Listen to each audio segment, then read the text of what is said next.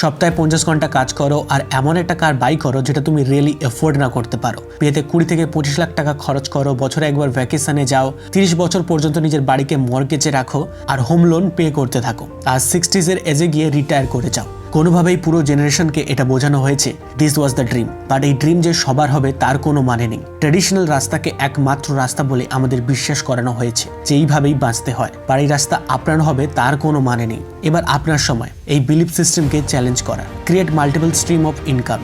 সিকিউরিটির জন্য একটা জবের উপর নির্ভরশীল হয়ে থাকবেন না। আপনি একটা সাইড হাসেল স্টার্ট করুন, ইনভেস্ট করুন আর নিজের একটা বিজনেস বিল্ড করুন। স্ট্যাটাস সিম্বলকে কখনো চেজ করবেন না, যেমন কার অ্যান্ড বিগ ওয়েডিং, বরং এক্সপিরিয়েন্সেস অ্যান্ড ফাইন্যান্সিয়াল গ্রোথের উপর ইনভেস্ট করুন। Plan for early financial freedom. 30 বছরের মর্গেজ আর লেট রিটায়ারমেন্টের প্ল্যান করার বদলে তাড়াতাড়ি ফাইন্যান্সিয়াল ইন্ডিপেন্ডেন্স অ্যাচিভ করার জন্য প্ল্যান করুন। তাহলে আপনি কি প্রস্তুত স্ক্রিপ্টকে রিরাইট করার জন্য অ্যান্ড একটা সত্যিকার ইন্ডিপেন্ডেন্ট লাইফ ক্রিয়েট করার জন্য?